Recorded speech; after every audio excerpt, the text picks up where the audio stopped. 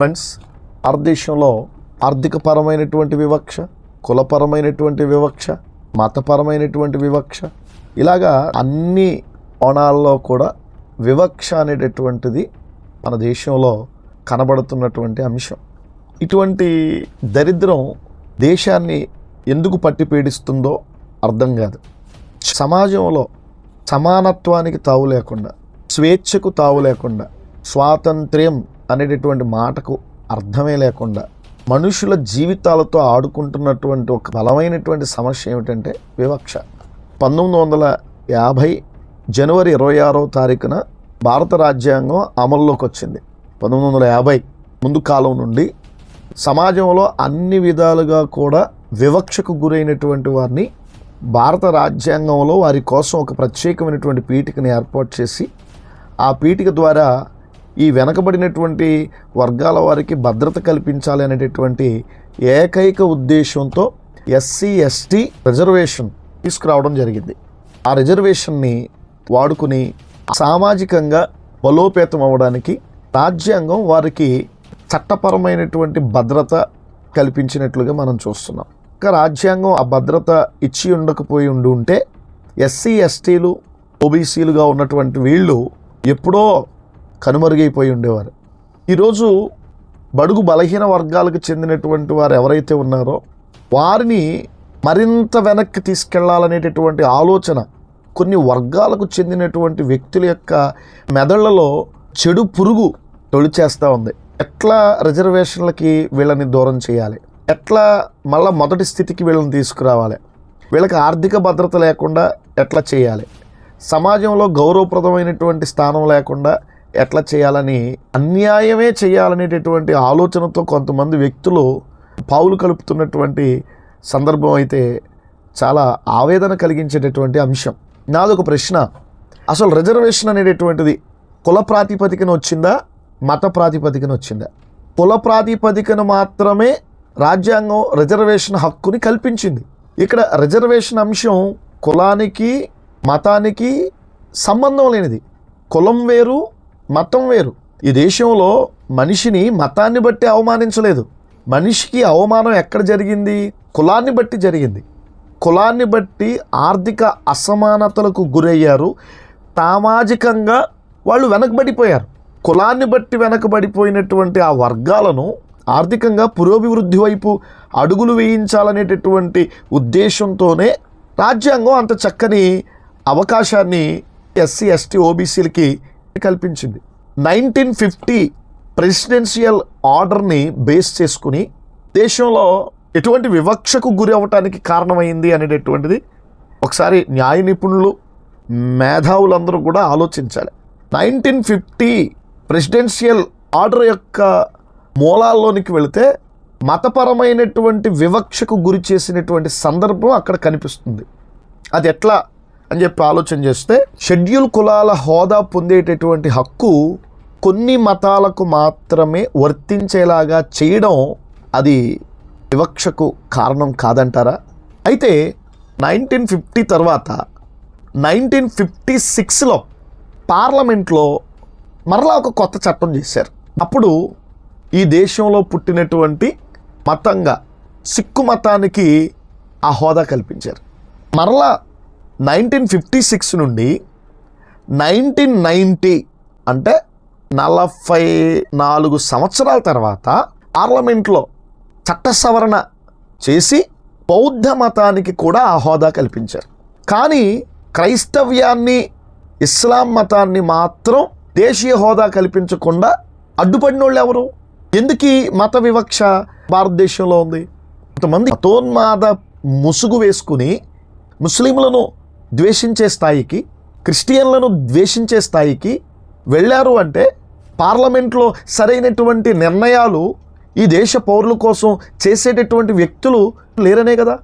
రాజకీయాల్లో ఉన్నటువంటి వారు పార్లమెంట్లో సమయోచితమైనటువంటి నిర్ణయాలు తీసుకుని దేశ సౌభ్రాతృత్వానికి, పౌరుల యొక్క జీవితంలో సమానత్వానికి అటువంటి ఆలోచన రాజకీయ పార్టీలు చేసి ఉంటే ఈరోజు పౌరుల మధ్య ఇటువంటి భేదాభిప్రాయాలకి అవకాశం ఎక్కడొచ్చేది? వివక్ష లేదు అంటూనే మీకు నచ్చినటువంటి వ్యక్తులకి చట్ట సవరణ రూపంలో హక్కులు కల్పిస్తూ, మీకు నచ్చనటువంటి మతాలకు ఆ హక్కును కల్పించకుండా ఆ మతాలను అనుసరించేటటువంటి వారిని మీరు మతంతో పాటు వ్యక్తుల్ని కూడా ద్వేషిస్తున్నట్టుగానే దేశంలో పరిస్థితి ఉంది అంటే పౌరులందరూ కూడా ఒకసారి బాధ్యతగా ఆలోచించాలి. ఇస్లాంను స్వీకరిస్తేనో క్రైస్తవ్యాన్ని స్వీకరిస్తేనో ఈ దేశ పౌరుని యొక్క ఆర్థిక స్థితిగతులు మెరుగుపడిపోతాయా? వాళ్ళ సామాజిక స్థితి మారిపోద్దా? వాళ్ళకి వ్యక్తిగత భద్రత వచ్చేస్తుందా? ఈరోజు వ్యక్తిగత భద్రత, సామాజిక స్థితిలో మార్పు ఇవన్నీ కూడా ఈ దేశ పౌరునికి ఎట్లా వస్తాయి? రాజ్యాంగం కల్పించే హక్కును బట్టే కదా. రాజ్యాంగం అటువంటి హక్కు పౌరునికి కల్పించినప్పుడు ఆ హక్కును కూడా కొన్ని రకాలైనటువంటి ఆర్డర్స్ని సాకుగా చూపించి దేశ పౌరునికి ఉన్నటువంటి హక్కును తీసేయాలి అని అనుకోవడం వివక్ష కాదా? అలా ఆలోచించండి. ఎస్సీలు క్రైస్తవ్యాన్ని స్వీకరించారు, రిజర్వేషన్ని తీసేయాలి అనేటటువంటి ఆలోచన ఎస్సీల్ని మళ్ళా పూర్వస్థితికి తీసుకువెళ్ళాలనేటటువంటి ఆలోచన కాదా? చట్టసభలు ఇలాంటి విషయాల మీద ఎందుకు దృష్టి పెట్టవు? ఇలాంటి విషయాల మీద లోతైనటువంటి చర్చ ఎందుకు చెయ్యవు? చట్టసభలు న్యాయమైనటువంటి పద్ధతిలో చేయకపోవటం వల్లే కదా దేశ పౌరుల మధ్య అసమానతలు పెరిగిపోవడానికి ప్రధానమైనటువంటి కారణం ఇదే కదా. అసలు రిజర్వేషన్కి మతానికి సంబంధం ఏముంది? రిజర్వేషన్ మతాధారితంగా రాలేదే, కులాధారితంగా వచ్చింది. ఆర్థిక అసమానతలు ఆధారంగా వచ్చింది. అడుగు బలహీన వర్గాల్ని బలోపేతం చేయడానికి రిజర్వేషన్లు ఉపకరించే. రిజర్వేషన్లు ఇచ్చినట్టు ఇచ్చి మతం అనేటటువంటి దాన్ని బూచి చూపించి ఈరోజు వెనకబడినటువంటి వర్గాల మీద ఎలా దాడి చేయాలా, ఎలా అణిచివేయాలా, ఎలా మన అధికారాన్ని వాడాలా అనేటటువంటి ఆలోచనకు అనుగుణంగా ఇటువంటి బలహీనమైనటువంటి పరిస్థితులు మీరు కల్పించినటువంటి హక్కుల్లో చొప్పించడం అనేటటువంటిది సమానత్వానికి నిదర్శనమా? ముస్లింలు ఈ దేశ పౌరులు కారా? క్రైస్తవులు ఈ దేశ పౌరులు కారా? మనిషికి మత స్వేచ్ఛ ఉందని చెబుతున్నటువంటి ఈ దేశంలో ఆ మత వివక్ష ఎందుకు? ఈరోజు దేశ అత్యున్నత న్యాయస్థానాలు భావస్వారూప్యతతో మెరుగైన సమాజ నిర్మాణం కోసం మంచి నిర్ణయాలు తీసుకోవాలి. ప్రజారక్షణే ధ్యేయంగా న్యాయమూర్తులు ఆలోచించాలి. ఎందుకంటే రిజర్వేషన్ అనేటటువంటిది కులం ఆధారితంగా వచ్చింది కానీ మతం ఆధారితంగా రాలేదు కదా. అలాగైనప్పుడు చట్టసభల్లో ఉన్నటువంటి వాళ్ళు మీకు నచ్చినటువంటి మతాలకి వెసులుబాటు కల్పించేటటువంటి విధంగా నిర్ణయాలు తీసుకుంటున్నప్పుడు ఈ మతం అంటే మీకు నచ్చలేదనే కదా మీరు సరైనటువంటి నిర్ణయం తీసుకోలేదు. ఈరోజు ఈ రెండు మతాల్ని మీరు ఈ దేశంలో చిన్నచూపు చూచినట్టే కదా. ఇంకా ఈ రెండు మతాలకి మీరు సమానత్వాన్ని ఎక్కడిచ్చినట్లు? చట్టసభల్లో ఉన్నటువంటి వారికి సూటిగా ప్రశ్నిస్తూ ఉన్నారు. ఇలాంటి పరిస్థితి దేశంలో ఉంది కాబట్టే దళితుల మీద దాడులు జరుగుతున్నాయి. బలహీన వర్గాలకు చెందినటువంటి వారి మత విశ్వాసాల మీద దాడులు జరుగుతున్నాయి. వారి ప్రార్థనా స్థలాల మీద దాడులు జరుగుతున్నాయి. చట్టసభల్లో ఉన్నటువంటి వారే ఇటువంటి వివక్షకు తాగునిస్తున్నప్పుడు పరోక్షంగా ప్రజలకు ఎలాంటి సంకేతాలు ఇచ్చినట్టు? ఈరోజు క్రిస్టియానిటీని వెంబడిస్తే ఎస్సీ హోదా తీసేస్తారా? ఏ ప్రాతిపదికను తీసేస్తారు? ఒక ఎస్సీ క్రిస్టియన్ అయినంత మాత్రాన అతని మీద ఉన్నటువంటి వివక్ష తొలగిపోద్దా? అతని ఆర్థిక పరిస్థితుల్లో మార్పు వస్తుందా? ఆలోచించాలి. ఈ విధంగా కూడా ముందుకెళ్ళేటటువంటి అవకాశం కల్పించనట్టే కదా. ఒకప్పుడు బడుగు బలహీన వర్గాలకు చెందినటువంటి వారిని మత విశ్వాసానికి దూరం చేయలేదా? గుళ్ళలోనికి రాకుండా చేయలేదా? ఇప్పటికి కూడా ఈ దేశంలో ఉంది కదా. కొన్ని ప్రాంతాల్లో ఇప్పటికి కూడా అలాంటి పరిస్థితి ఉంది కదా. కాబట్టి రిజర్వేషన్ అనేటటువంటిది కులం ఆధారితంగా వచ్చిందే కానీ మతం ఆధారితంగా రాలేదు. ఎస్సీ వర్గాల మీద పెద్ద ఎత్తున ఎందుకు దాడి జరుగుతుంది అంటే దళిత వర్గాలను ఇంకా ఈ దేశంలో అణగద్రొక్కాలనేటటువంటి కొన్ని సామాజిక వర్గాలకు చెందినటువంటి వారు అలాంటి ఆలోచనతో ఉండడాన్ని బట్టే ఎస్సీ నాయకులు అందరూ ఈ విషయం మీద దృష్టి పెట్టి ప్రభుత్వాల మెడలు వంచి చట్టాలు చేయించుకోవలసినటువంటి అవసరత ఎంతైనా ఉంది. మీ బాధ్యత మీరు సరిగా నిర్వర్తించకపోతే 1956లో సిక్కు మతంలో ఉన్నటువంటి వాళ్ళ పెద్దోళ్ళు చట్టసభల్లో చట్టం చేయించుకోలేదా? 1990 సంవత్సరంలో బౌద్ధ మతాన్ని అనుసరించేటటువంటి వాళ్ళు చట్టం చేయించుకోలేదా? మీ జాతిని బలోపేతం చేయడానికి, మీ జాతిని పురికొల్పడానికి, మీ జాతికి ఆలోచన శక్తిని కలిగించడానికి ప్రభుత్వాల మెడలు వంచి చట్టాలు మీరు చేయించుకోలేరా? ఇది ఎస్సీ నాయకుల వైఫల్యం కాదా? సిక్కు మతాన్ని ఆచరించే వారి కంటే, బౌద్ధ మతాన్ని ఆచరించే వారి కంటే ఎస్సీలు ఎక్కువ కదా. తక్కువ శాతంలో ఉన్న వారికేమో వారు నమ్మే మతానికి ఈ దేశం హోదా కల్పించింది. ఎక్కువ శాతంలో ఉన్నటువంటి ఎస్సీలు నమ్మేటటువంటి మతానికి హోదాను ఎందుకు కల్పించలేదు? అంటే మిమ్మల్ని మరలా వివక్షకు గురి చేస్తలేదా? మరలా మిమ్మల్ని వెనకబాటుతనానికి తీసుకుని వెళ్ళట్లేదా? మతాన్ని బూచిగా చూపించి మీ అవకాశాల మీద దెబ్బ కొట్టట్లేదా? మీ ఆర్థిక భద్రత మీద దెబ్బ కొట్టట్లేదా? మీ సామాజిక ఎదుగుదల మీద దెబ్బ కొట్టట్లేదా? దీని గురించి మీరు ఎందుకు ఆలోచించలేకపోతున్నారు?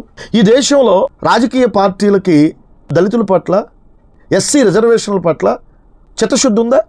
నిజంగా చిత్తశుద్ధితోనే వ్యవహరిస్తున్నారా? ఈరోజు అన్యాయం జరుగుతుంది. ఇక్కడ ఇంకొక విషయం కూడా ఆలోచించాలి. ఎస్టీలు మతం మారితే వాళ్ళకి రిజర్వేషన్ పోదు, ఓబీసీలు మతం మారితే వారికి రిజర్వేషన్ పోదు. కేవలం ఎస్సీలు మతం మారితేనే రిజర్వేషన్ పోతుంది. ఎంత అన్యాయం ఇది!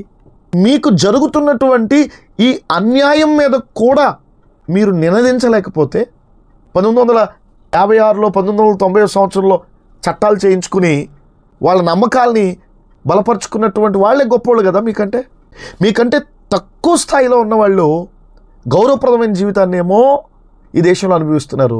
మీ సంఖ్య పెద్దది, మీ జాతులు విస్తరించి ఉన్నాయి, కానీ మీరు బలమైన చట్టాలు చేయించుకోలేకపోతున్నారు. దయచేసి ప్రభుత్వాలకు కూడా దళిత వర్గాల మీద చిత్తశుద్ధి ఉండాలి. దేశ అత్యున్నత న్యాయస్థానం కూడా ఒకసారి ఈ అంశాన్ని పునర్పరిశీలన చేయాలి. పునర్పరిశీలన చేయకపోతే ఖచ్చితంగా దేశంలో కుమ్ములాట్లకు తావిచ్చినట్టే. దేశంలో ఒక వర్గాన్ని పూర్తిగా విచ్ఛిన్నం చేయడానికి పక్క నుంచి అవకాశం ఇచ్చినట్టే. కాబట్టి ఈ దేశంలో మానవతావాదులు, పౌరుని యొక్క వ్యక్తిగత స్వేచ్ఛ కోసం పాటుపడేవాళ్ళు, చట్ట సభల్లో ఉన్నవాళ్ళు, స్వేచ్ఛ, స్వాతంత్ర్యం, వ్యక్తిగత హక్కుల్లో, వ్యక్తిగత ఇష్టాయిష్టాల్లో భద్రత కల్పించకపోతే దేశ భవిష్యత్తుకే పెను ప్రమాదంగా ఇలాంటి సున్నితమైన అంశాలు దోహదపడతాయనే విషయాన్ని తెలియజేస్తూ, దేశంలో జరుగుతున్నటువంటి పరిణామాల మీద చట్టసభలు, గౌరవ న్యాయస్థానాలు దృష్టి పెట్టి అణగారిన వర్గాలకి న్యాయం చేయాలని ఈ సందర్భంగా తెలియజేస్తూ ఈ మాటలు ముగిస్తున్నాను.